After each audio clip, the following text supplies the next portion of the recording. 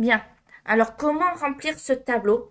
Donc, tout d'abord, il y avait quelques petites coquilles à droite et à gauche. Les années n'étaient pas forcément les bonnes. Donc, je les ai toutes corrigées. J'ai rajouté jusqu'à 2014 parce qu'il manquait 2014. Donc, comment on fait? Tout d'abord, on remplit les dates et les montants. Alors, moi, j'ai mis des dates et des montants au hasard. Ce que je vais vous expliquer, c'est comment automatiser ceci pour retrouver le résultat dans la page récap.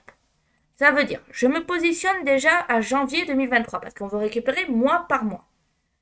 Et là, alors, j'enlève le 0. J'écris égal. J'écris somme. Dedans, j'écris la page où je veux aller.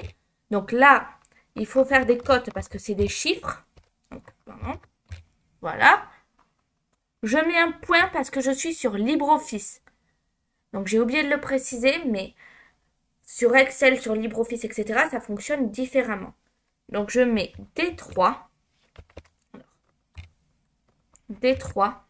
2 points. Alors, je regarde, ça s'arrête à D9. Donc 2 points ici.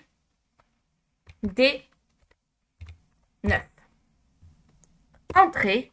Et là, on peut voir qu'en fait, en faisant ça, ça m'a calculé tout le mois de janvier automatiquement.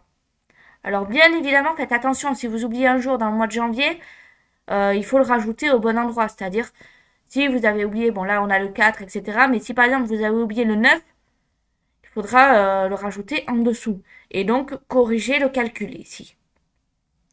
Donc voilà, et on peut voir que là, ça a automatisé ici. Donc, on continue. Égal. Donc je fais un second exemple. Somme.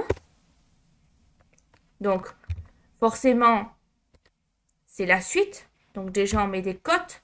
On écrit 2023. Cote. Alors quand je dis cote, c'est les guillemets simples. Hein. Point.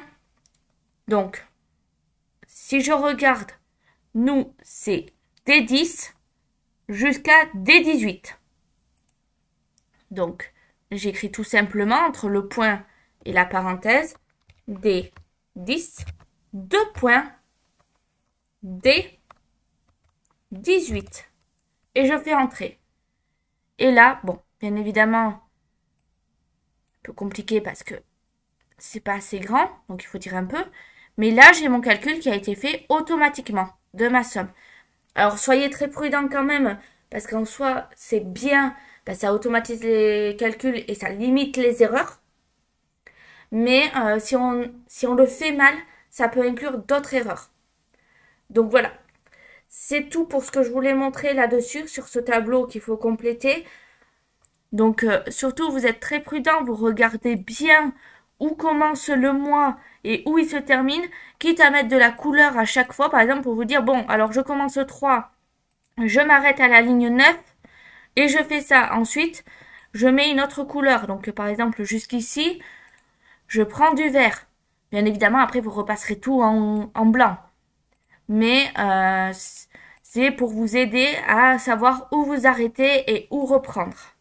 Donc voilà, je m'arrête là. J'espère que ça vous a aidé cette vidéo pour remplir ce document et ce tableau et surtout automatiser pour ensuite avoir le calcul en bas automatique. Donc voilà.